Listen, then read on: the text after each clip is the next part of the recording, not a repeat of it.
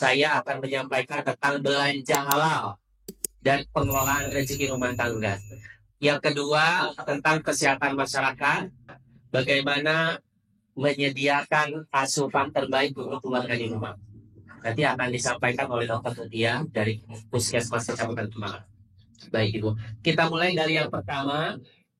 Ya, hari ini kita ingin menjadikan belanja kita bukan hanya sekedar belanja. Karena saya melihat bahwa ibu-ibu punya peran penting di dalam mengatur keuangan keluarga. Bukan bapak-bapak ya Bu ya, biasanya ibu-ibu. Mayoritas yang pegang uang ibu-ibu, betul. Termasuk di satu set juga ibu-ibu. Ya, satu set ya, dikelola sama istri set. Iya. Jadi ATM-nya bahkan dipegang sama istri. Biasa ya. Ya, luar biasa. Jadi kita perlu atur agar apa? Agar pengelolaan kita, keuangan rumah tangga kita berkah. Tidak banyak masalah. Banyak lingkungan kita itu karena faktor ekonomi, rumah tangga menjadi kenapa faktor ekonomi? Karena tidak dikelola dengan baik. Oleh karena itu pada hari ini kita akan mengambil satu tema yang bisa kita pelajari dan kita terapkan agar apa? Agar keuangan kita, keuangan rumah tangga kita, keuangan yang sakit, yang berkah. Poin yang pertama yang mau saya sampaikan adalah semua harta adalah milik Allah Subhanahu. Berapapun itu jumlahnya yang ada di dompet kita, itu adalah milik Allah Subhanahu. Milik ibu apa semuanya Allah? Milik Allah.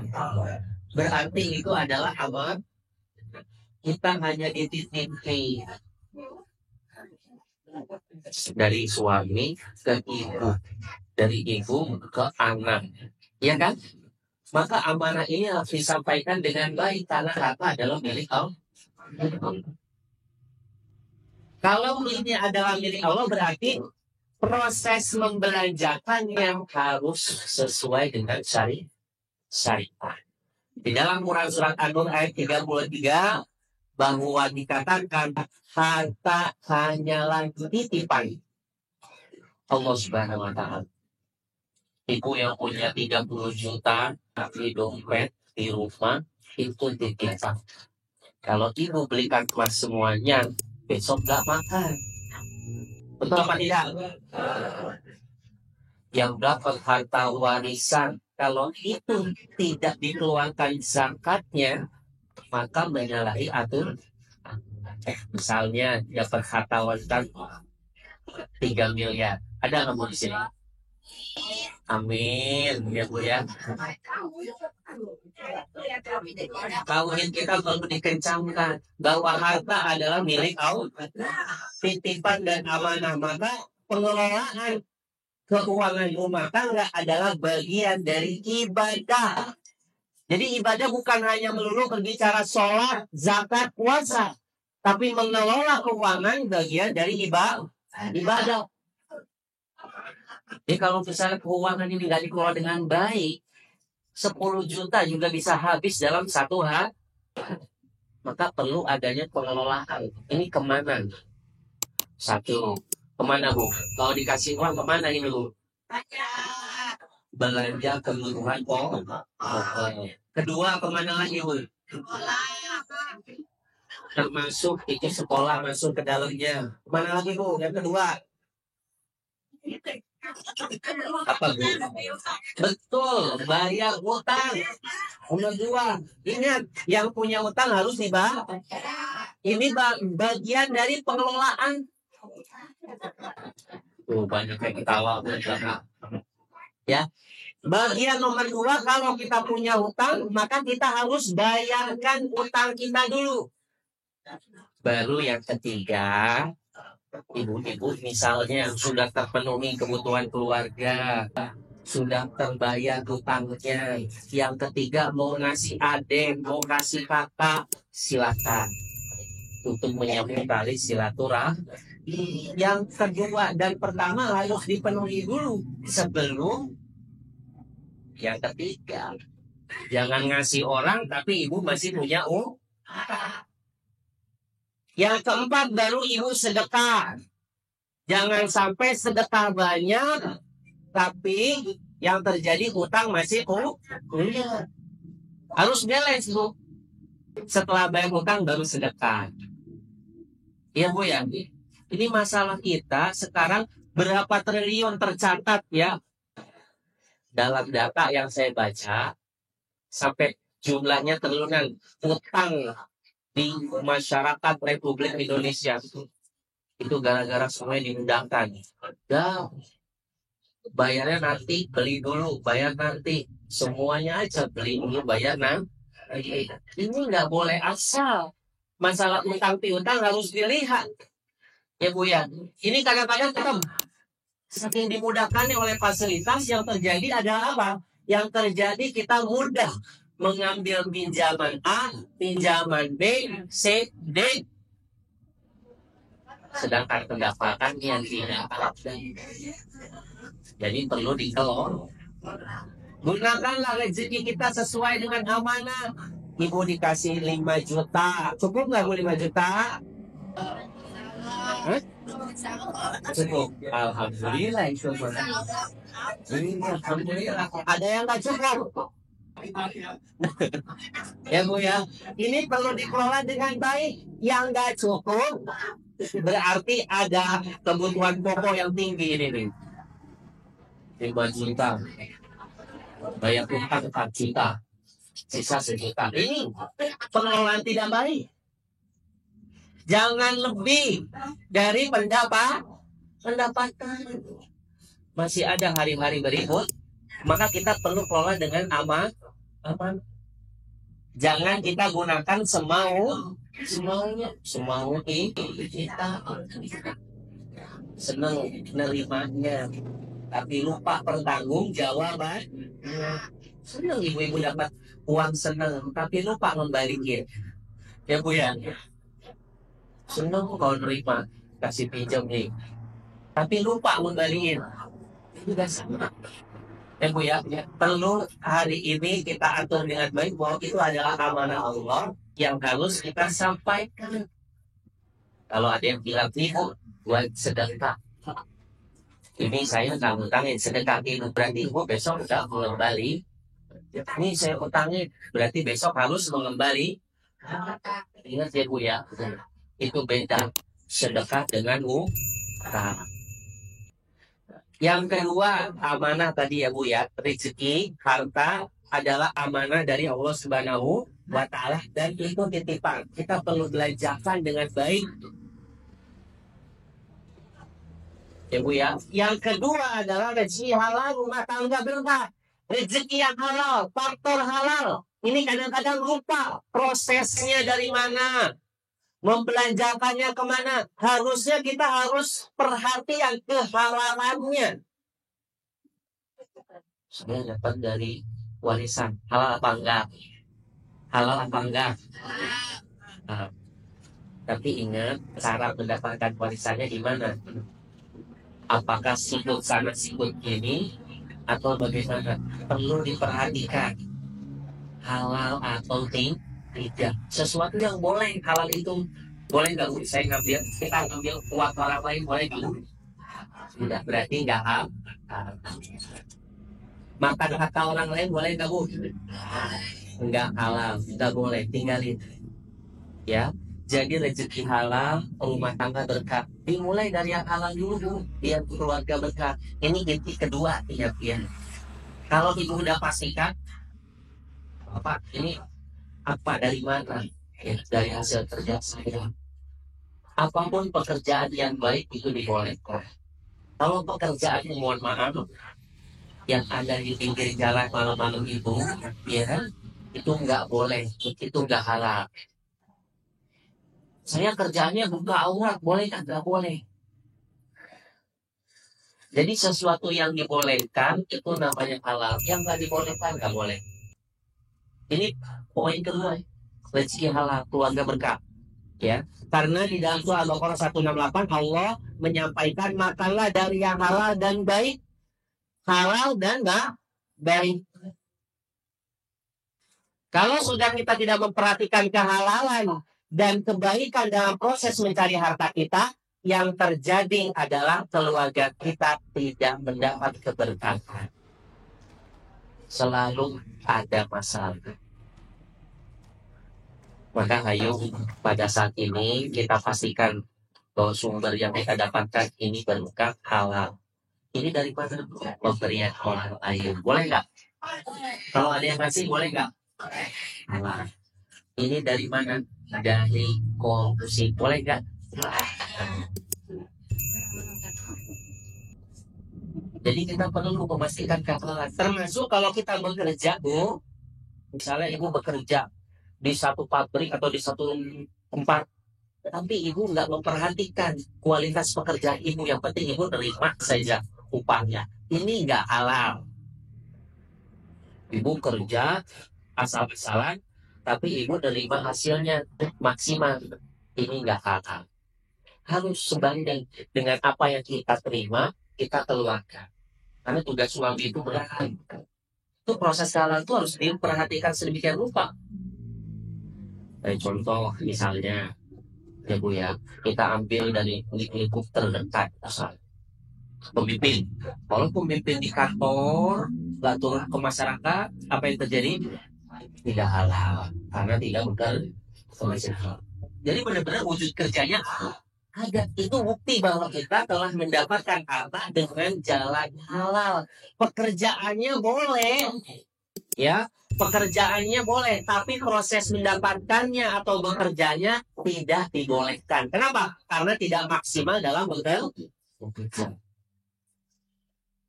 Jadi apapun itu yang kita lakukan.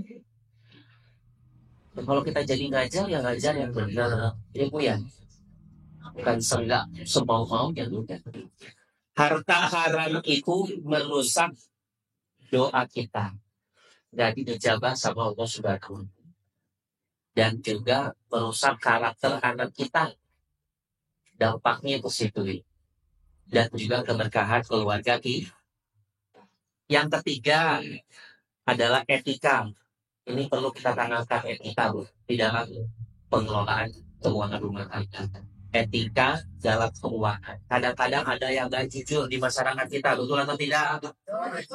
Pedagang nggak jujur, pejabat tidak jujur, apapun itu tugasnya tidak jujur.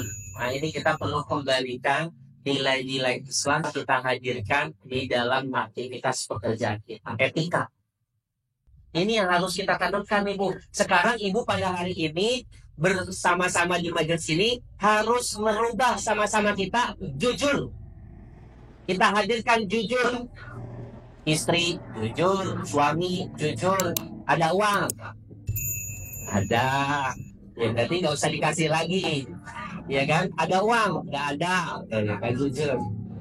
Harus jujur. Ini etika, Bu. Kejujuran. Dan kita kelola keuangan kita dengan amanah dan tanggung jawab. Bisa dibuktikan. Ini dikasih 5 juta kemana aja? Ada tanggung jawabnya nih. Bayar anak sekolah, makan, minum, listrik, internet. Apalagi Bu? Bayar utang. Apalagi Bu? Ya, semuanya. Alhamdulillah. Alhamdulillah. Amanah dan tanggung.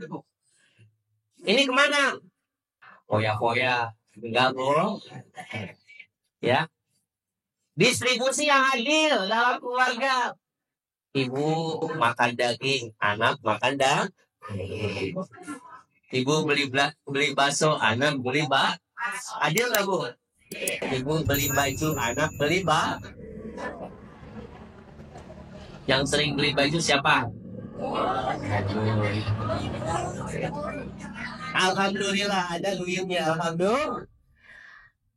Ini distribusi yang adil. Jadi perlu anak juga sama, suami juga sama. Makan sama-sama, pakai telur. Ya Bu ya, adil. Di luar juga sama suaminya. Gitu ya. Jadi adil, distribusi yang adil. Kemana aja nih? Yang nggak adil itu begini Bu. Ibu makan iya, tapi ketika ibu ada yang nagih utang ke ibu nggak bayar, itu nggak adil namanya.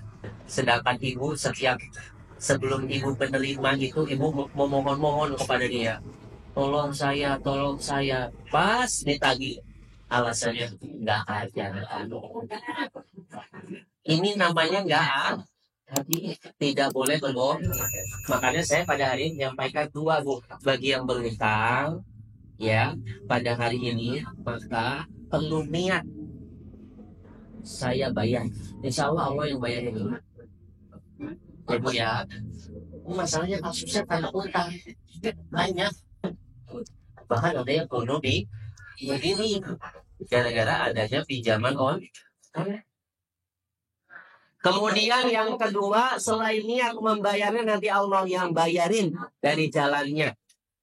Tapi kalau ibu udah nggak niat bayar, maka Allah akan hancurkan harta ibu itu. Angkat tangan yang nggak punya utang. 1, 2, 3, 4, 5, 6, 7, 8, 9, 10, 11, 12. Wajahnya sumringah. Wajahnya sumringah. Tapi ketika punya utang, ibu-ibu niat bayar, insya Allah Allah bayarin. Amalannya 1, niat bayar, Allah yang bayarin. Karena semuanya sejatinya harta adalah titip. Ketika ada orang dititipi harta kepada dia, terus ada yang minjem ke dia, dia kasih, itu kan titipan. Nah, ibu itu kan titipan harta orang, kembalikan. Itu ya Bu ya. Yang ketiga dari etika ini adalah iktisad. Iktisad itu apa? Hemat dan seimbang. Hemat seimbang. Tidak terlalu efisien, jadinya masuk ke kategori pelit. Tidak terlalu seimbang. Ada nggak Bu anggaran rumah tangga seirit-irit mungkin, ada nggak? Ada. Irit banget. Irit ya Bu. Ya. Kadang-kadang kalau seandainya ya, khusus ini untuk sesuatu yang baik ya Bu ya, Allah beri lagi. Ya Bu ya, ibu nyenengin anak, tapi untuk kebaikan ya Bu ya. Kemudian beli buat keluarga masakan yang terbaik, gizi yang terbaik, Allah beri lagi. Ini masalah akidah kita bahwa Allah yang memberi rezeki. Tinggal kita hemat dan seimbang, tidak berlebihan, tidak terlalu sampai orang-orang di dalam rumah tangga makannya ini lagi, karena nabungnya besar. Pendapatan 1 juta, nabung 700.000. Aduh, ini mah nggak seimbang. Nabung itu 10% aja, jangan terlalu berlebihan. Yang penting nabung. Jangan ibu-ibu nabung tapi nggak makan. Itu hasil dari apa namanya? Pengeluaran ABCD, baru ada tabungan.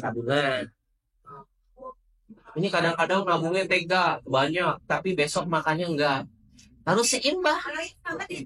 Ya makanya tadi harus seimbang. Tidak terlalu berlebihan sampai boros dan tidak terlalu irit, bisa dibilang pelit.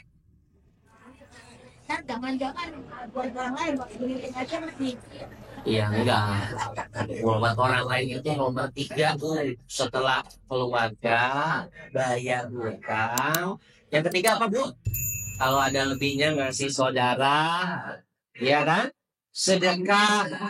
Setuju apa enggak? Alhamdulillah. Jadi kita perlu tanzim, perlu atur pemasukan dan pengeluaran.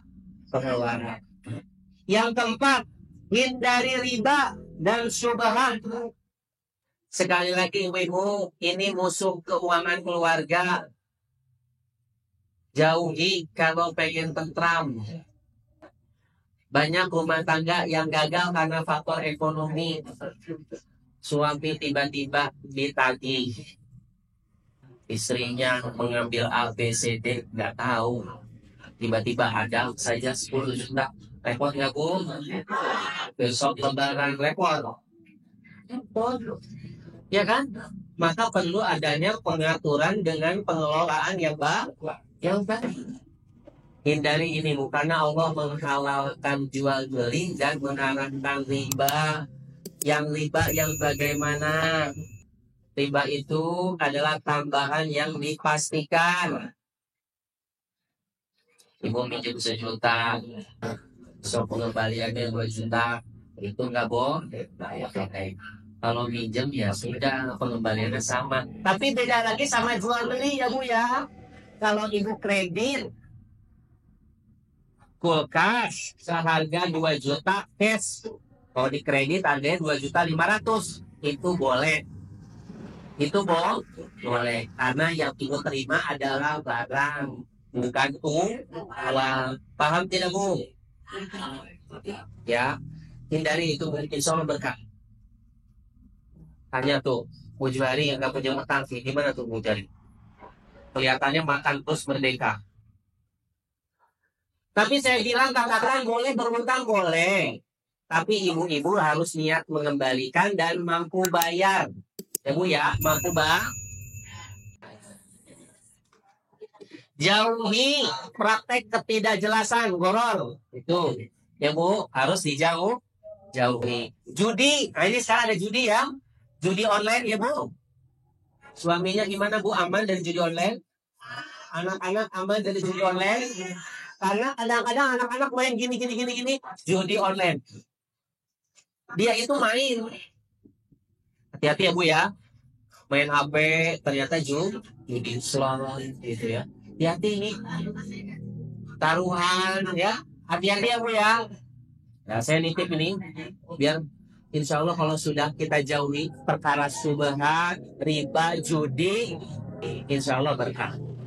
Keuangan keluarga berkah. Hindari berlebihan. Kendalikan gaya hidup konsumtif. Ini yang suka belanja nih ke pasar, mau beli A malah A B C D. Hati-hati ya Bu ya. Kalau beli kerudung udah kerudung aja. Jangan konsumtif. Ini beli A B C D yang nggak bisa dikontrol itu kan kadang-kadang keinginannya ini. Butuhnya 1, inginnya beli di 3. Betul apa tidak? Hindari. Bedakan mana butuh, mana ingin. Butuh sama ingin. Ya, butuhnya mobil 1, inginnya 2, berarti butuh. Anaknya banyak, misalnya, ya kan? Pulang kampung susah. Betul, pakai mobil, beli mobil. Betul nggak Bu? Betul, tapi inginnya ganti. 2, 3. Ini perlu dibedakan mana kebutuhan, mana keinginan. Terangkan prinsip cukup. Cukup ya Bu ya. Cukup sama bersyukur. Dah cukup. Kona'an, syukur. Itu perlu. Ya Bu ya. Insya Allah pulang dari sini suaminya bahagia. Karena ibu-ibu syukur. Kona'ah, cukup. Tidak ngambek. Bersyukur sama suami. Habis ini banyak yang nanya ini. Pasti. Ya, masalahnya suaminya, masalahnya. Ya, bersyukur. Itu adalah anugerah dari Allah buat ibu-ibu. Suami yang terbaik dari Allah. Ya. Terus kemudian tanggung jawab belanja, ya Bu ya. Tanggung jawab harus tahu ini belanjanya untuk apa, manfaat atau tidak. Jangan sekedar belanja, harus tanya, ini halal tidak, manfaat tidak buat di rumah. Ini kadang-kadang kan belanja hanya ngikuti tren. Ya Bu ya, ganti tas ganti apa lagi? Baju, ya nggak apa-apa kalau baju mah. Kebutuhan pokok ya, nggak apa-apa. Apa kan? Ya buat ngaji ya Bu ya, tasnya banyak Bu ya. Kalau dikasih nggak apa-apa Bu ya, nggak apa-apa. Kalau beli ini ikutin tren jangan. Jangan lupa ada dana infak sedekah wakaf ya Bu ya, untuk keberkahan harta. Habis ini kita mau dengerin nih ya dari Dokter Mutia tentang penyuluhan bagaimana gizi keluarga kita. Kalau tadi prinsip-prinsip Islamnya, kalau sekarang kita dengarkan bersama-sama. Dokter. Bisa di sini. Nanti kita dengarkan bersama-sama penyampaian tentang gizi. Silakan ibu-ibu disimak. Nanti akan ada tanya jawab setelah ini. Enggak. Ya. Bismillahirrahmanirrahim. Assalamualaikum warahmatullahi wabarakatuh. Ya, sebelumnya terima kasih kepada Ustaz Farudin yang telah mengundang saya menjadi salah satu narasumber ya dari Puskesmas Kemang yang akan menjelaskan mengenai kesehatan keluarga, terutama tentang gizi. Perkenalkan ini itu semua, saya Mutia sebagai ahli gizi Puskesmas Kemang. Ya, jadi Pak Ustadz ini mengundang saya untuk biar ibu tahu nih, lebih tahu lagi tentang gizi seimbang, gizi yang bagus untuk keluarga, yang perlu ibu siapkan untuk keluarga seperti itu ya. Masuk operator ya. Oh, next lanjut. Oh ini ada kurang kelihatan ya. Jadi di sini ada masalah gizi di Indonesia. Di Indonesia itu masalah gizinya ada dua, yaitu yang satu kekurangan gizi, yang satu yang kedua kelebihan gizi. Jadi kondisi gizi warga di Indonesia saat ini tuh ada dua masalah nih, dua-duanya ada yang kurang, ada yang lebih juga ya. Nggak kurang doang, tapi yang berlebih juga banyak warganya gitu ya. Yang berlebih biasanya kalau anak balita biasanya nggak bisa berlebih juga ya, ada yang obesitas atau disebut obesitas. Biasanya kalau balita itu kan kelebihan dari susu formula. Ya kalau misalnya ada bayi yang gemuk tapi dia minumnya ASI, sebenarnya tidak apa-apa ya. Kalau ASI itu kan ada dianjurkan ya. Cuma kalau gemuknya karena susu formula itu perlu ditindaklanjuti karena susu formula itu bisa ibu lihat sekarang banyaknya di sosial media juga banyak yang menerangkan kalau lebih banyak kandungan gulanya itu yang menyebabkan bisa obesitas pada balita gitu. Jadi kandungan susu ini ternyata nggak banyak gitu ya. Harusnya diseimbangi dengan makanannya. Jadi tidak berlebihan, seimbang dengan makanan yang dimakan oleh anak kita. Nah, di sini kekurangan gizi itu termasuk stunting dan wasting. Stunting itu apa? Ibu yang udah pernah dengar? Udah stunting, pernah dengar? Ada yang belum pernah dengar? Ini lagi ini banget ya, lagi trending topik lagi stunting banyak yang di TV juga sebenarnya dari Kemenkes udah diiklan tentang stunting. Stunting itu pendek, satu sisinya pendek ya, dari berdasarkan tinggi badan bukan berat badan ya gitu. Nah sedangkan wasting itu kurus ya, kalau kurus itu baru dari berat badan, indikator kurusnya itu dari berat badan. Jadi kenapa stunting itu lagi pemerintah lagi fokus tentang stunting? Karena tinggi badan itu juga berpengaruh pada kecerdasan otak gitu. Jadi bukan dari berat badan aja, dari tinggi badan itu ternyata warga Indonesia banyak yang pendek gitu. Kan ada standarnya yang oleh kesehatan dunia itu Indonesia itu termasuk yang warganya yang pendek itu ternyata banyak. Nah lanjut, nah di sini ada foto ibu. Foto ada anak, aduh salah bener nggak? Ada ibu, bukan warga sini ya. Nah ini ceritanya dia ini umurnya sama. Mereka ini umurnya sama semua 4 tahun. Cuma yang membedakan apa ibu? Tinggi badannya ya, yang sebelah kiri pendek kan ada garisnya itu yang kalungan ya. Nah yang paling kanan itu tinggi ya, mereka itu di umur yang sama tapi tinggi badannya berbeda. Yang di bawah garis itu yang dikatakan stunting. Lanjut. Nah ini stunting itu apa? yaitu kondisi gagal tumbuh pada anak balita. Pada anak balita yang kekurangan gizi kronis. Kronis itu artinya dalam jangka waktu yang lama, jadi nggak tiba-tiba di anak itu stunting gitu. Jadi stunting itu disebabkan oleh jangka udah lama gitu, jangka panjang baru si anak itu stunting, nggak tiba-tiba si anak nggak mau makan kemudian stunting, enggak gitu ya. Kayak terus sehingga menyebabkan anak itu lebih pendek dan untuk usianya dan seusianya lebih pendek dari usianya. Kemudian, nah itu kekurangan gizinya jangka lama itu kenapa?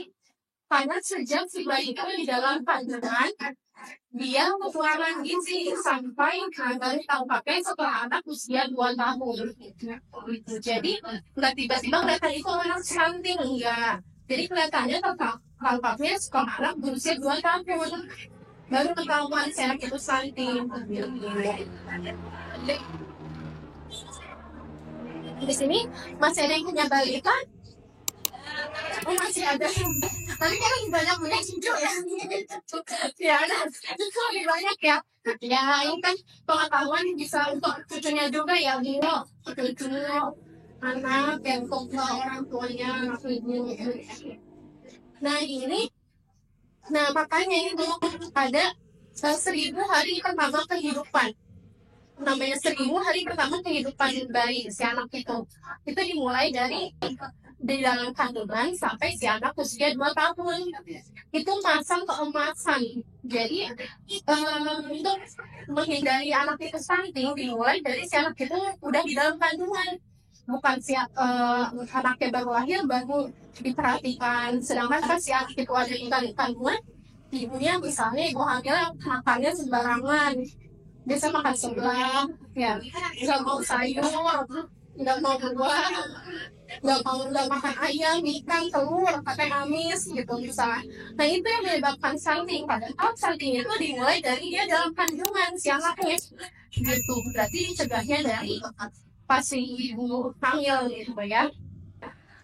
Oke lanjut. Nah ini 1 dari 3 anak di Indonesia itu mengalami stunting. 1 dari 3 anak itu lumayan ya Bu ya. Berarti itu menjadi masalah besar ya dari 3. Oke lanjut. Nah pendek itu selalu stunting apa enggak? Nggak pada pinter-pinter ya. Ini diajarin sama kadernya, kader Pak Panjaya kayak pinter-pinter dari konsep-konsepnya. Betul, yang pendek itu tidak selalu stunting. Oke lanjut Mas. Nah itu untuk depan. Tapi anak stunting itu udah pasti pendek. Jadi anak pendek belum tentu dia stunting. Tapi kalau anak stunting udah pasti badannya pendek. Nah, gimana menentukan stunting atau tidaknya? Sebenarnya ini lebih ke medis juga. Jadi si anak ini bisa di posyandu nih. Sini cucunya anaknya penting ke posyandu nggak? Rutin, coba diparahin kurang. Ya rutin ya, harus rajin ke posyandu untuk mencegah stunting itu. Kan gini, warnanya tinggi badannya ya di posyandu. Nah kalau bisa dilihat oleh bidannya, anaknya tingginya kurang nih dari usianya. Seanaknya 2 tahun, usianya tuh 80 hari, pasti masih di 70 cm misalnya. Udah 2 tahun, itu kan termasuk pendek. Nah, baru dirujuk dari posyandu, dirujuk ke puskesmas. Bisa ketemu saya sebagai isunya, nanti dilihat lagi nih. Dicari tahu gitu. Nanti kan ada wawancara lagi gitu ya, kayak konsultasi. Kemudian harus dicek sama dokter. Nah, kalau emang perlu dirujuk kayak masih anak yang gak mau makan, pola makannya emang kurang, itu bisa kita rujuk ke dokter anak di rumah sakit. Gitu. Jadi ibu kalau misalnya di rumah sakit itu zaman sekarang mah belum tentu yang orang yang sakit parah ya ibu-ibu, jangan takut maksudnya kalau bisa dirujuk ke rumah sakit, kalau nggak mau kan takut gitu ya. berarti sakitnya udah parah, enggak gitu ya. Di rumah sakit itu kita dokter anak untuk konsultasi gitu itu nggak apa-apa, nggak berarti si anak itu sakit parah gitu ke rumah sakit tertentu gitu ya Bu. Jadi konsultasi ke dokter anak, nanti dokter anak yang ngediagnosa si anak ini stunting atau memang pendek karena keturunan. Karena kalau nanti dilihat lagi masa tuangnya kayak gitu, dokter anak lagi ini lagi ya, lebih rinci lagi kayak gitu. Tapi kalau ibu tahu pendek karena keturunan itu hanya 30% ya. Jadi 70% itu dari pola kampanye dia yang dapat pendek. Jadi keturunan itu cuma sedikit kok, terhadap pengaruh kalau makannya itu memang bagus gitu ya. Oke, lanjut. Nah ini tanda-tanda yang harus dipantau. Pertumbuhan itu berat badan, tinggi badan, tingkat kepala. Ya kalau anak tingkat kepala karena itu menentukan besar otak ya Bu ya, itu menentukan ya. Terus kalau dari perkembangan penglihatan, pendengaran, ada gangguan nggak nih anaknya dari pendengarannya. Kemudian perabaan, motorik kasar, motorik halus, misalnya dia harusnya udah bisa nulis tapi belum bisa nulis. Saya itu kan termasuk gangguan perkembangan ya. Untuk kita, maksudnya ini tanda-tanda yang harus kita perhatikan untuk lebih lanjut lagi. Takutnya si anak itu ada masalah ya, ada gangguan gitu. Dan kecerdasan perilaku personal sosial. Oke lanjut. Nah ini mengapa stunting menjadi masalah? Kenapa? Nah ini karena tumbuh kembang anak menjadi tidak optimal. Ya tentu ya pasti nggak optimal. Dari tinggi badan aja nih Bu bisa bikin tidak optimal. Kemudian bisa anak menjadi sering sakit gitu. Kalau anak yang stunting ya sering sakit dan bisa menyebabkan kematian. Ini jangka pendek. Kemudian meningkatkan biaya kesehatan. Ya karena gampang sakit gitu, jadi Bu harus yang pengeluarannya untuk beli makan ini jadi anak sakit jadi mengeluarkan lebih banyak biaya ya buat berobat kayak gitu. Belum lagi biaya untuk ke dokternya, bisa pakai ongkos naik angkot, pakai gojek gitu kan nambah biaya ya. Gitu. Kemudian dari jangka panjang postur tubuh gak optimal saat dewasa, jadi udah nggak bisa tinggi lagi nih pas dewasa. Gitu. Kemudian peningkatan resiko obesitas dan penyakit degeneratif itu kayak gula, jantung, darah tinggi itu di anak-anak saat ini tuh bisa terkena penyakit jantung dan penyakit itu karena postur tubuhnya misalnya anak pendek tapi berat badannya jadi terlihat gemuk gitu. Itu yang menyebabkan gemuk itu bisa penyakit gula, jantung dan lainnya ya. Dan kemudian kemampuan belajar dan prestasi kurang optimal dan produktivitas kemampuan sama ya produktivitas yang berkurang, menurunnya kesehatan dan jelasnya. Oke lanjut. Nah, apa sih yang menyebabkan anak stunting? Lanjut Mas, ada lagi? Baik. Nah, apa penyebabnya si anak bisa stunting? Dari bawah ya Bu melihat penduduk rawan pangan. Gitu. Misalnya dia yaitu kekurangan pangan, kayak misalnya padi harusnya panen jadi nggak panen gitu akan ada hama atau apa kan jadi kekurangan ya pasokan beras kayak gitu bisa jadi kurang makan gitu ya, makanya aksesnya ke pangan kurang. Kemudian yang di bawah ya pernah balita tidak dipantau pertumbuhannya secara rutin di posyandu. Nah ini balita jarang ke posyandu itu bisa menyebabkan stunting karena tak kepantau ya ibu yang kita sebagai tenaga kesehatan bidan harus dari samantau kalau si anak nggak mau posyandu jadi jangan tiba-tiba ada tukang saya kasus di desa lain itu tiba-tiba anaknya udah kecil gitu karena si ibunya nggak datang ke posyandu gitu. Ada juga sih yang kan emang kita nggak ada yang tahu ya bu anak kita dibilang kecil di anak kita dibilang kurang gizi padahal kita udah masih makan ya kan kalau ada orang yang betul emang kita jadi nggak enak ya, cuma apa kita ini kan demi kepentingan si anak kita juga. Ya ada yang nggak beli nggak proporsional, ada yang dibilang kecil kayak gitu. Sebenarnya harus apa? Tetap ya bu, tetap proporsional. Mungkin ditanya aja lebih banyak gitu, atau boleh kebetulan nakes saja ke bidan atau saya ke gizi untuk konsultasi gitu.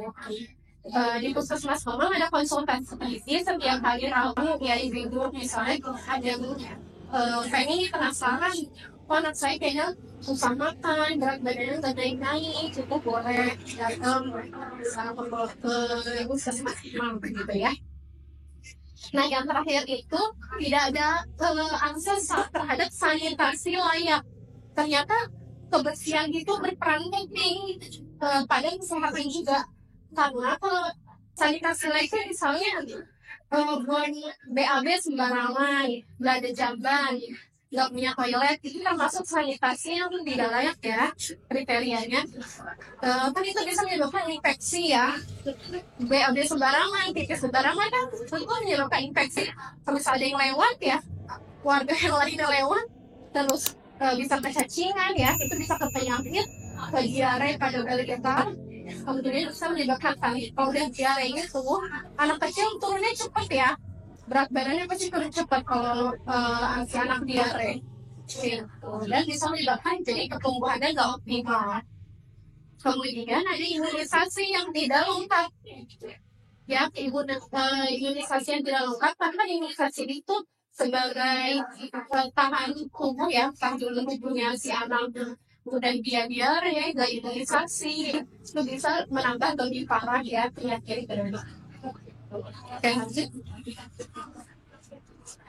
Nah ini berarti mencegah stunting itu dimulai dari apa bu? Gambarnya gambar apa?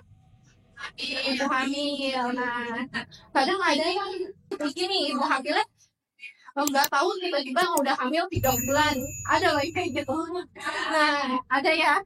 Nah itu kan sebelum 3 bulan itu berarti makannya gimana? Makannya kacau gitu ya biasanya ya. Biasanya makannya udah karena nggak tahu hamil, makan pedas, makan asam, makannya nggak bergizi gitu. Itu yang menyebabkan si anak itu jadi stunting. Padahal dari 0 hari kandungan itu yang berpengaruh pertumbuhan dia, pertumbuhan di otak dan semua organ. Lanjut. Ya, lanjut. Nah, stunting berbahaya. Ya, tentu berbahaya ya Bu. Kalau tidak kita sadar, tidak cepat ditangani. Nah, gimana cara pencegahannya? Pencegahannya pertama ada 3 nih. Dari pola makan. Ya, ini yang paling utama tadi saya bilang ya, 70% itu dari pola makan. Pola makan nutrisi ibu hamil. Ada yang hamil nggak di sini? Ada yang ya, udah ada ibu hamil ya. Mungkin anaknya ada yang lagi hamil. Anaknya ada yang lagi hamil. Apa cucunya ada yang lagi hamil. Nah, itu dikasih tahu ya Bu nanti. Nah ini pola makan dari ibu hamil mencegah pertumbuhan janin yang terhambat, terus lalu memantau tumbuh kembang bayi dalam. Kemudian pola asuhnya pemberian makan yang benar, cegah infeksi dan imunisasinya lengkap. Ini cara pencegahan stuntingnya. Kemudian perbaikan sanitasi dan akses air bersih itu juga perlu ya. Jadi harus sudah ada safety tank ya di rumahnya, ada jamban, ada toilet tersedia dan air yang bersih. Itu berpengaruh jadi mencegah si anak terkena penyakit yang infeksi. Nah ini ada survei makanan ibu hamil, ada penelitian nih dosen. Ini foto ini ibu hamil makannya apa aja, kelihatan nggak? Mungkin di depan yang paling kiri makannya apa? Kelihatan nggak? nih yang hardboiled isinya apa? Nasi sama mie. Nah tuh nasi sama mie ini makanan ibu hamil. Nasi sama mie bergizi enggak kok? Oh ya, udah tahu itu karbohidrat semua. Pintar sih Bu. Kemudian ini yang mana? Karbohidrat sama sayur itu kayaknya ubi ya, ubi sama sayuran. Terus yang bawah nasi sama tempe, nasi sama tempe aja. Terus yang tengah itu nasi sayur sama tempe, nasi sayur tempe sama ya. Nasi sama mie, nasi sama sayur aja, nasi sama tempe aja, sama nasi sayur sama tempe gitu. Penelitian dosen kebanyakan masih seperti ini makannya itu hamil ya. Nah yang seharusnya gimana? Lanjut masih nah nanti saya jelasin dulu harusnya gimana nih makanannya. Ada yang namanya gizi seimbang. Ibu pernah dengar? Pernah. Kalau makan sehat 5 sempurna pernah lebih banyak makan sehat 5 sempurna kayaknya ya. Nah sekarang udah berubah dulu, udah berbagi 4 sehat 5 sempurna lagi. Jadi namanya gizi seimbang ya. Untuk semuanya, untuk dari anak balita sampai dewasa harus makannya gizi seimbang. Gizi seimbang itu susunan asupan sehari-hari yang ditentukan memenuhi gizi yang diharapkan bisa harian sesuai dengan dan kondisi. Saya lanjut. Nah ini bedanya, ini agak kotak ya. 4 sehat 5 sempurna itu dari tahun 1952. Itu 4 sehat 5 sempurna. Di sini ada makanan pokok, lalu sayur, buah, di tengahnya susu. Jadi 4 sehat yang menyempurnakannya apa? Susu. Nah itu sudah tidak sesuai lagi pedoman ini, diganti dengan gizi seimbang. Dari tahun 1995 itu udah berubah, namanya gizi seimbang. Gizi seimbang itu dibangun ada karbohidrat, sayur, buah, lauk, susu itu masuk ke lauk ya. Kemudian dibatasi garam, gula, minyak. Terus di pinggirnya kan ada ini ya, ada aktivitas di situ ya, ada olahraga itu nggak kelihatan ya. Yang bawah itu tuh ada aktivitas fisik namanya. Ya, jadi susu itu bukan penyempurna lagi. Kalau gitu semuanya harus minum susu ya. Itu susu sapi semua, tapi tidak. Jadi harus diseimbang. Kayak lanjut. Nah prinsipnya itu pola hidup aktif dan berolahraga. Ya tetap berolahraga. Makan sayur, makanan semuanya yang beraneka ragam ya, beraneka ragam. Terus pantau berat badan, kemudian pola hidup bersih dan sehat. Jadi ada 4 ya.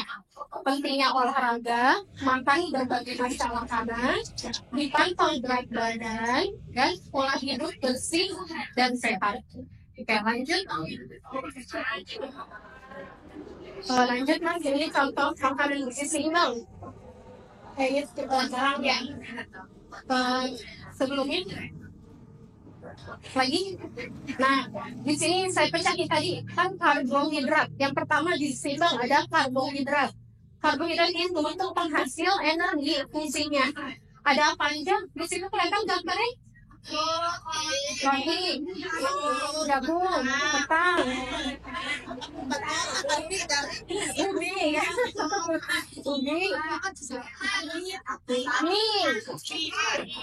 ya banyak. Ini contoh kelompok karbohidrat. Yang pertama di gizi seimbang itu yang pertama kita harus makan karbohidrat. Contohnya ini udah benar semua ya. Kayak kita lebih banyak mana nasi ya Bu. Kalau di orang timur biasanya sagu, papeda, ya jagung biasanya jadi misalnya ibu atau orang ibu lagi nggak mau makan nasi bisa diganti sama kentang, ubi, ketimun karena dia zat gizinya sama untuk pengganti nasi. Oke, lanjut. Nah, yang kedua, di sisi kedua harus ada makan berabangnya yang namanya protein. Protein, fungsinya apa? Memelihara, membangun tubuh, mengasuh dan memperbaiki jaringan yang rusak. Nah, misalnya ibu lagi sakit nih, harus lebih banyak makan proteinnya. Karena kan jaringan tubuh kita ada yang lagi rusak ya. Untuk itu makan protein biar sembuh. Nah, contohnya tidak kelihatan ya. Di balik diri. Nah, protein itu ada dua, yang dari hewan, ada yang dari tumbuhan. Yang dari hewan, yang ikan, ya ayam, daging. Yang dari hewan ya pakai protein dari hewan itu udang, betul. Bukan ikan, daging, sapi, ayam, telur yang paling banyak ya di kita jumpai. Betul, dan makan apa itu termasuk protein hewan. Protein nabati yang dari tumbuhan, kacang itu kacangnya, tempe, tahu polahan kacang-kacangan, tempe, tahu,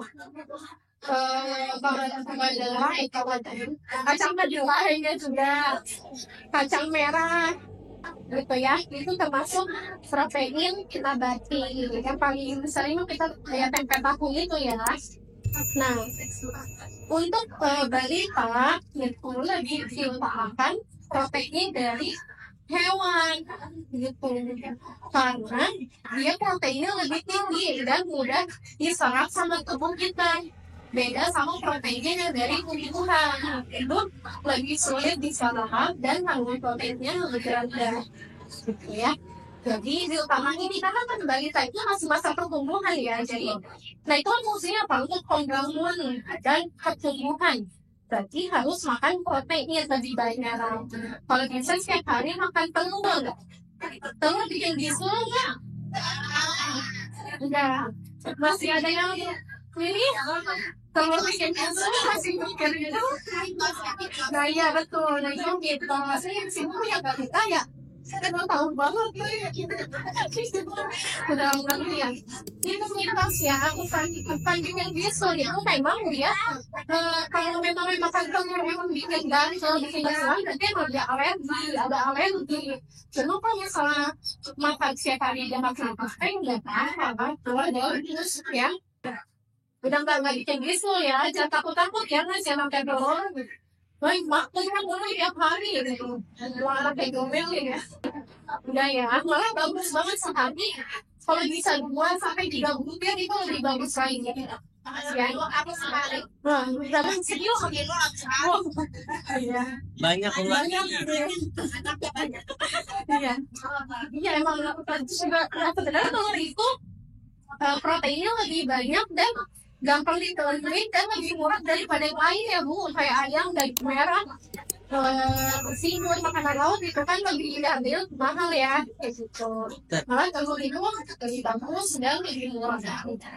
Kayak lanjut. Nah yang ketiga itu ada yang namanya lemak. Lemaknya lemak juga lemaknya lemak yang sehat. Terus itu apa? Ada apa sih lemak sehat? Ada gambar apa? Alpukat ya, itu alpukat ya salah satunya itu dia mengandung lemak, tapi lemaknya lemak yang baik untuk lansia yang tidak ada dewasa itu anak balita untuk menambah lemak itu tidak apa ya, makan alpukat alpukat itu buat penyakit jantung juga bagus ya ibu. Terus ada ini yang apa ya, dan kacang almond yang berfiber yang pasti aku lemak yang nggak boleh kan apa lemak ini dipakai berulang-ulang ya, minyak yang dipakai berulang-ulang, kemudian makanannya digoreng itu karena kayak bisa ayam digoreng itu bikin kolesterol ya, itu yang negara ini apa makannya ya, bukan pakai sendiri kan. Kalau lebih bagus dia tadi sudah nggak banyak minyaknya yang masuk. Kalau makannya itu dengan cara juga bisa itu perbedaan dokter dipercepat. Oh iya. Nah ini yang terakhir ada sayur buah ini vitamin yang mineral. Nah terakhir ya ada sayur dan buahnya sebagai pelihara dan pengatur. Kayak lanjut, kayak lanjut ini yang kita milih ya. Nah ini sini ada kopi sama teh. Kopi sama teh untuk ibu-ibu nggak apa-apa. Untuk balita boleh nggak? Balita yang di bawah 5 tahun boleh minum kopi atau teh? Enggak ya, jangan ya. Jangan dikasih ya, apalagi kalau anak yang manja itu nggak boleh gitu, nggak boleh ini tos ya. Kopi sama teh itu mengandung zat namanya kanin, dia menjaga zat gizi masuk dalam tubuh. Jadi si anak habis makan tuh dikasih minum teh sama ibu hamil itu nggak keserap apa yang dimakan, jadi kebuang lagi zat gizinya. Sama ibu hamil juga nggak boleh ya, kayak sama roti dibatasin kalau ibu hamil ya.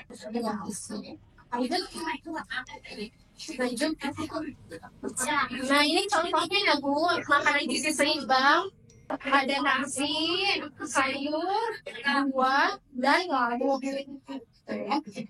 Kayak lanjut.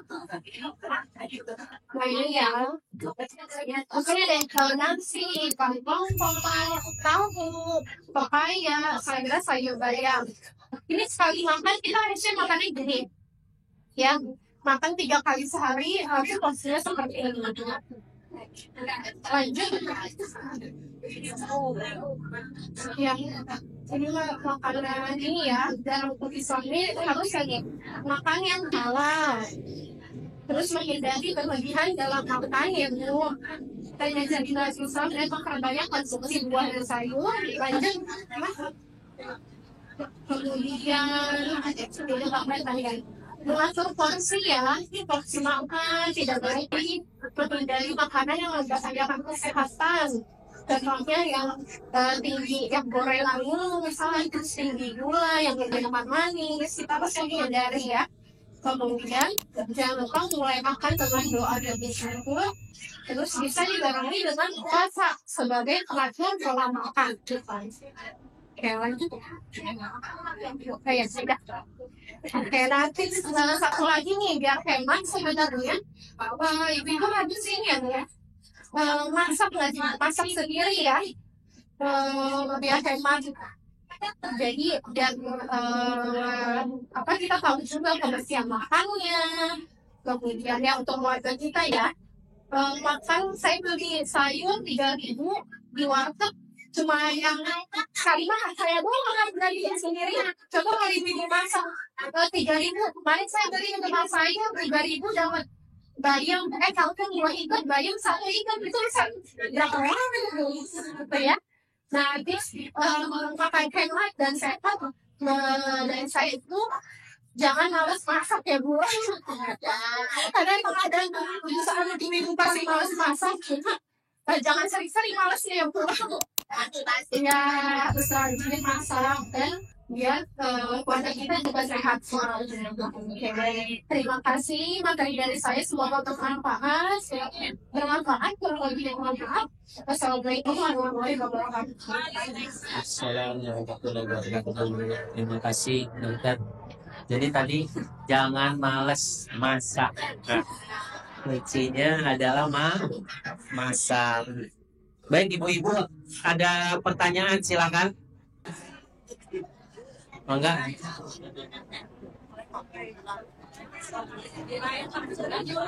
Enggak ini Bu yang mau bertanya sini.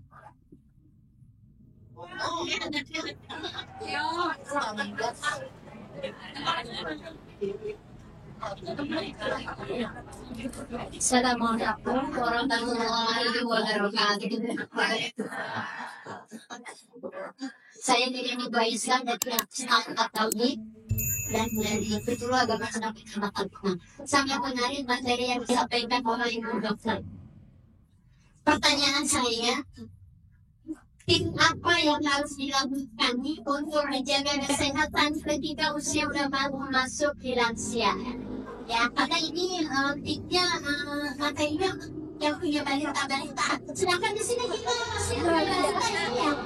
Ada yang punya balita, yang sudah punya cucu, kebanyakan kita punya cucu ya. Jadi selesai kita dokter untuk memberikan semangat juga pada jamaah biar masuk usia lansia itu semakin sehat, semakin semangat. Terima kasih. Wassalamualaikum warahmatullahi wabarakatuh. Bukan langsung aja.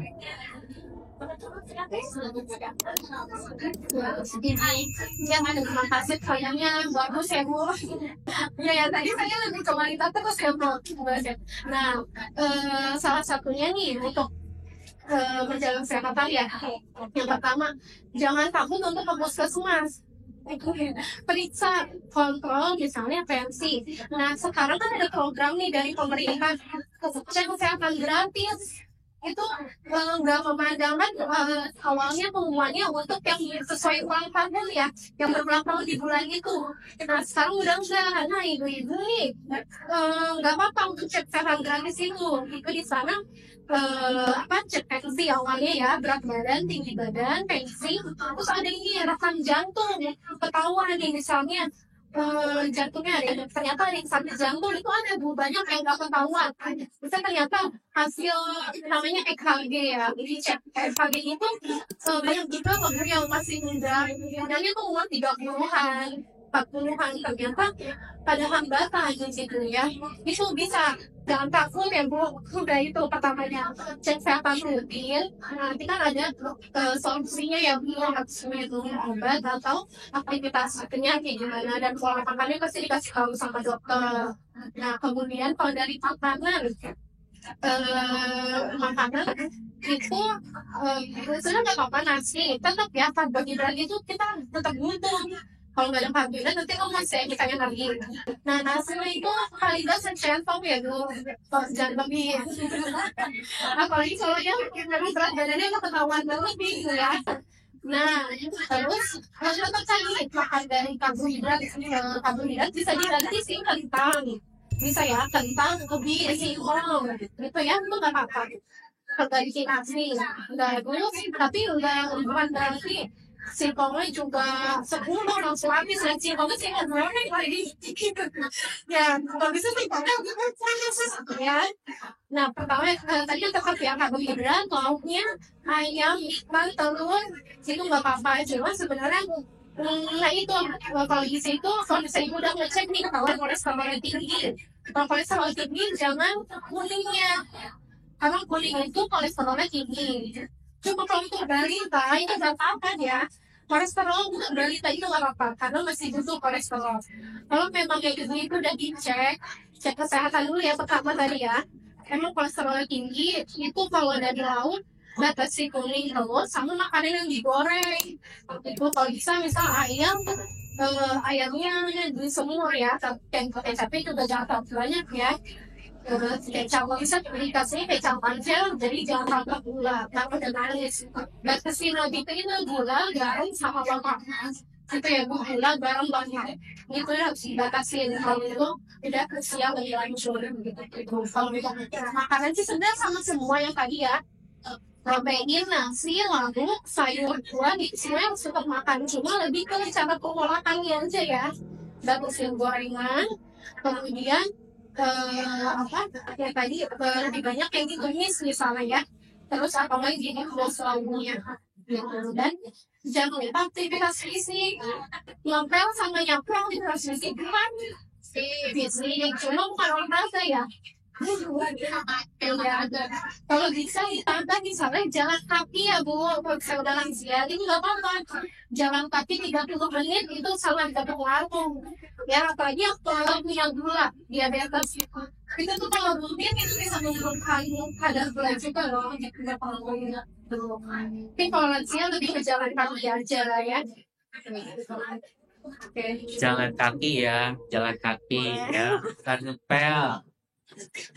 Berarti besok pagi-pagi kita ya. Ya, oke, bentar ada satu lagi kalau nanti nih, puskesmas ada program juga, ada senam untuk penderita darah tinggi dan gula.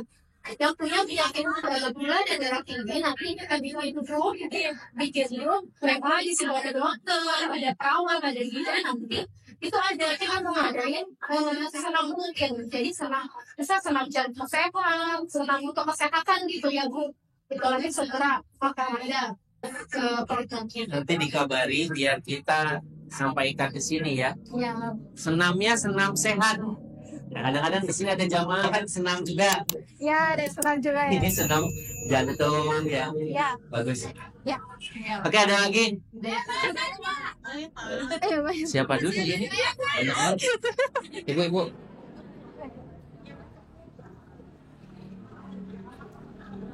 dimatiin. Ini dinyalain. Nah, ya. Misalnya.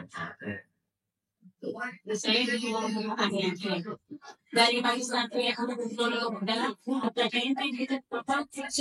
apa yang boleh juga sama dengan ini atau masukan lain juga kami ini suka jadi sudah ternyata itu kali aja. Assalamualaikum warahmatullahi wabarakatuh. Waalaikumsalam. Bagus pertanyaannya tuh ya. Coba langsung. Ya, bagus ya Bu. Nah iya ini yang tadi belum sempat bahas, pengen saya bahas juga. Masih banyak yang keliru ya Bu. Susu kaling itu maksudnya apa? Kental manis. Kental manis ya. Kan ada susu kaling Pediasure juga ya. BPO kan juga ada. Maksud Ibu lebih kental manis ya. Ya gitu. Sebenarnya itu harusnya nggak pakai susu ya Bu. Kalau itu tuh kental manis isinya gula. Nah itu salah satu yang bisa menyebabkan obesitas juga pada balita. Ya gula itu tuh bikin kelebihan dia energi, jadi numpuk nih lemak-lemaknya, jadi berat badannya bertambah. Itu beda ya Bu, jangan karena lagi kasih kental manis ke balita, ya. Itu isinya nggak ada susunya, nggak ada vitaminnya, nggak bakal tumbuh ke atas, tapi ke samping. Ya. Oke, betul ya. Jadi bukan SKM, pakai susu yang lain. Misalnya Dento ya. Ya, bisa juga susu bubuk. Susu Ya. bubuk. Bukan kental manis. Kalau yang cair, Mahal katanya mahal. kan ada yang sasetan. Yang sasetan boleh, yang sasetan. Sebenarnya kalau untuk anak di atas 2 tahun itu nggak perlu susu nggak apa-apa. Kalau dari gizi ya, asal kamu makannya itu makanya yang kita harus perhatikan, karena jangan banyak kasih supaya dia kalau dari 2 tahun dia harus banyak makan. Susu itu sebagai penambah yang jarang-jarang ya Bu, sebenarnya nggak apa-apa nggak setiap hari minum susu, asalkan itu makannya perhatian tadi tinggi protein, sayur buah masuk itu anak itu bakal cerdas juga, bakal berkembang juga. Dan dia harus berpatokan pada susu. Satu lagi.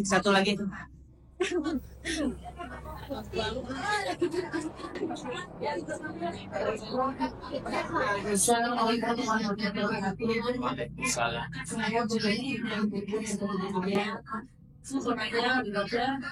Anak saya tuh apa tahu tapi dia hanya bangkau kadang 19 kilo apa beliau nggak tahu tapi apakah saya itu susah gitu ya mau dia tahu ayam buah itu kita lagi kasih Waalaikumsalam.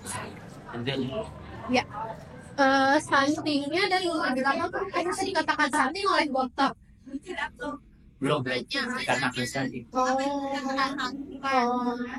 dari berat badan ya Bu. Nah tadi stunting itu dari tinggi badan. Intinya tinggi apa? Nah sebenarnya lebih detail sih itu bisa konsultasi bisa ya. Karena kan itu ada perhitungannya ya sebenarnya, berat badan tinggi badan nanti dilihat lagi itu termasuk preferinya normal saja gitu. Cuma kalau misalnya makan telur ayamnya tiap hari, setiap hari, sebenarnya itu bagus sih, berarti sehari telur berapa kali?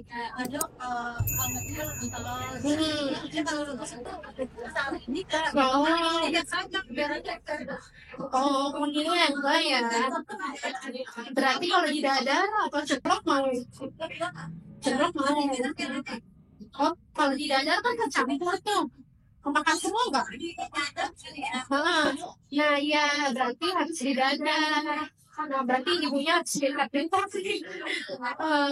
Sebenarnya sayur sama buah itu dia penunjang vitamin mineralnya ya. Maksudnya kalau misal untuk tinggi badan itu lebih protein sih udah bagus ya, udah masuk semua. Mungkin sayur buahnya di jus gitu. Udah coba di jus mau nggak kalau di jus? Buah di jus. Oh itu mau, masih mau ya, nggak juga apa-apa. Protein berarti ini telurnya kalau telur rebus dia nggak mau kuningnya. Nah ya harusnya makan semua, berarti caranya dibadar. Atau lo itu bikin telur gulung sendiri tuh bu, kayak jajanan itu. Telur gulung kan sisa ya. Oh tidak ada pula, nah berarti harus didadar biar masuk semua. Terus ayam, ikan, itu nggak apa ikan lele itu bagus ya, tinggi protein juga. Kalau untuk buah nggak apa-apa yang utama di jus atau nggak yang dia suka sayur pas dadar itu sebenarnya kita bisa nyemplungin bayam gitu ya, bayam kita protein kan sebenarnya dari kecil emang nggak suka ya.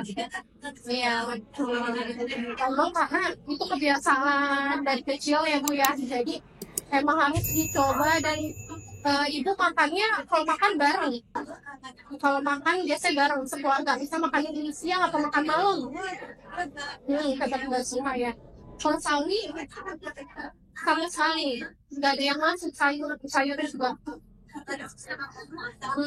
Karena dipaksa mau dikasih tahu aja gitu. Mama tadi itu loh cerita sama keluarga gizi harus makan sayur gitu. Kalau itu ya itu di caranya dadar itu bisa, kalau wortel kan bisa diparut ya. Jadi jangan kelihatan bentuknya sayur gitu bu, dipotong kecil-kecil, potong bayam itu dicampur sama dada kan bisa ya. Iya sama telur dibikin, saya bikin martabak nih juga pakai sayur di dalamnya, wortelnya diparut terus bayamnya dicincang kecil-kecil gitu. Berarti yang jangan kelihatan bentuk sayurnya itu nggak apa-apa, jadi sekil-sekil ya gitu ya. Ada lagi? Cukup 3 ya, karena kita ada acara lagi ya. Setelah ini kan ada kupon door prize itu ya. Boleh nanti dibantu panitia nomor berapa biar bagian. Alhamdulillah ibu-ibu, jadi kita tahu ya tadi cara menyediakan konsumsi yang baik buat rumah tangga kita. Kopi sama teh boleh nggak ibu buat anak-anak?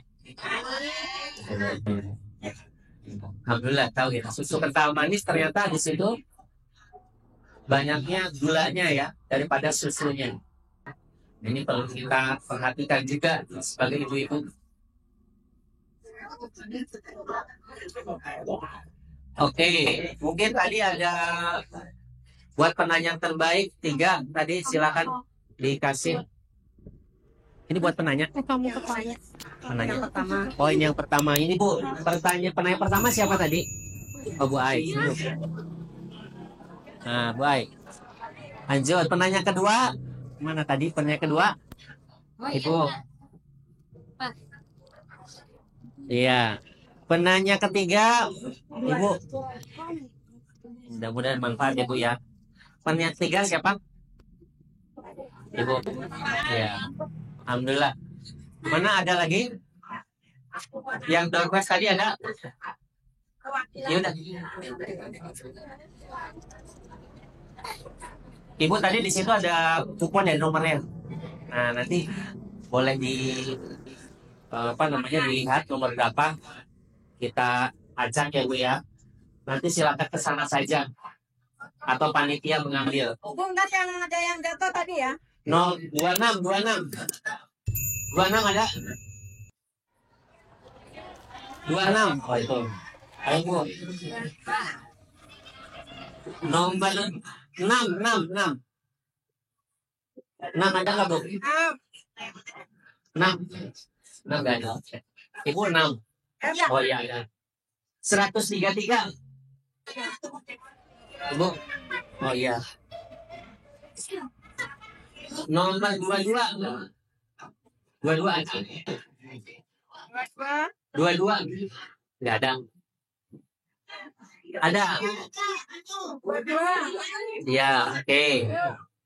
Nomor 76 ada. Buai, udah buai. Nggak ada. Udah. Hah? Ya udah nggak apa-apa kalau diganti.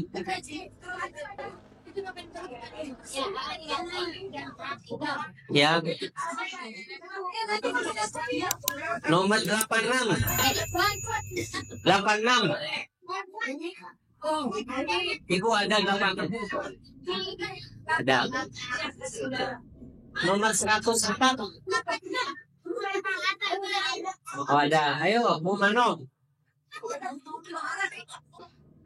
Nomor 108. Ada. Nomor 87. Ada. Silakan diambil. Nomor 14. Oh ada. Ya.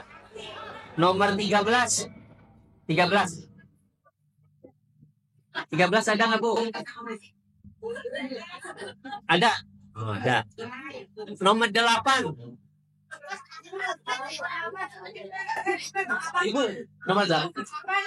Udah dapat belum? Oke. Oh, sebelah. Nomor 50. 50 nggak ada. Oh, ada. Nomor 41. 41 ada. Nomor 64.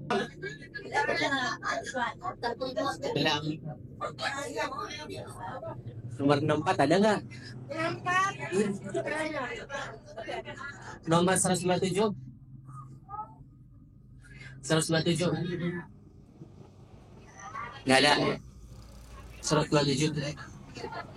Aduh, kemana aja ini? 127 ya, ada. Nomor 103. Nggak ada. Oh, ada. 124. Benar. Ayo. Mama Eka ya. Nomor 5. 5. Bu. Berapa lagi? Oh, masih banyak. Nomor 56. 56 ada tadi yang nggak dapat siapa? 56. 56 nggak ada ya? Siapa? Oh, jatuh. Nomor 83.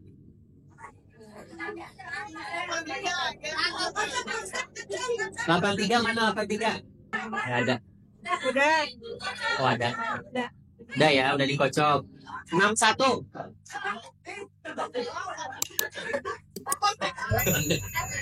61 siapa? 16. 61. Ya ada ya. Ya udah.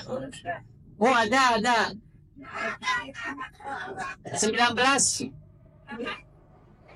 Dapat juga ya Bu ya. 123.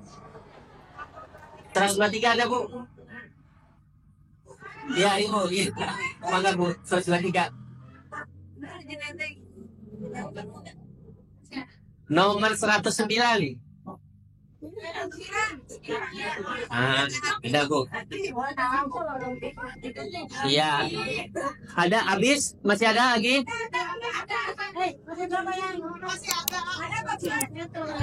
Bismillah ya. Bismillah, rezeki ibu-ibu nih.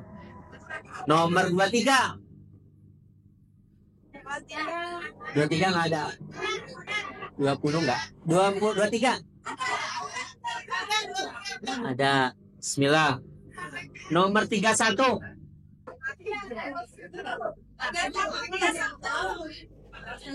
Sama-sama Bu. 31 ada.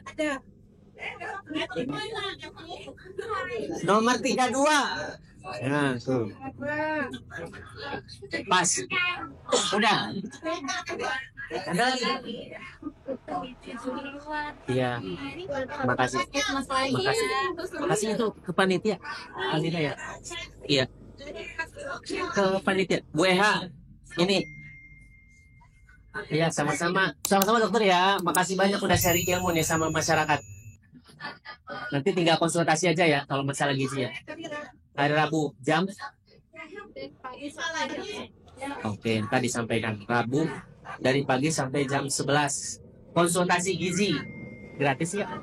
Kok BPJS gratis kalau yang itu pendaftaran silakan.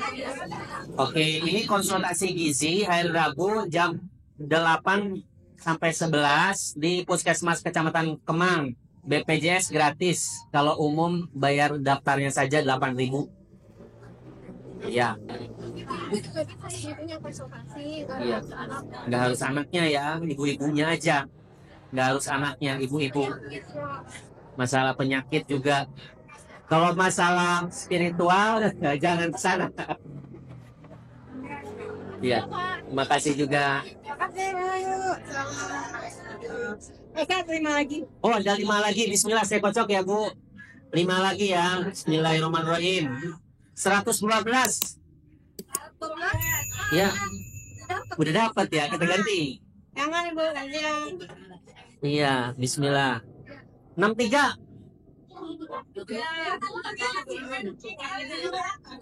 Ada. Belum dapat ya, Bu? Ya, bismillah. 110. Sudah. Sudah ini ya. Nomor 1.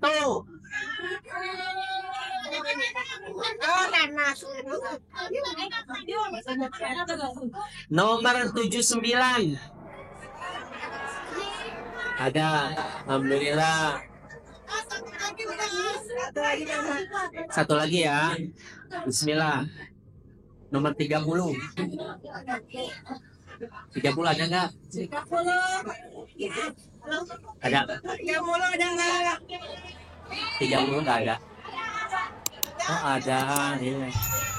Alhamdulillah ya. Telah selesai. Ibu-ibu katanya kertasnya. Oh ini kertas. Kertasnya jangan dibuang ya. Nanti ditaruh aja di sini. Buat bulan depan. Kita cukupkan. Terima kasih ibu-ibu, kita tutup dengan bersama alhamdulillah. Alhamdulillahirobbilalamin. Assalamualaikum warahmatullahi wabarakatuh.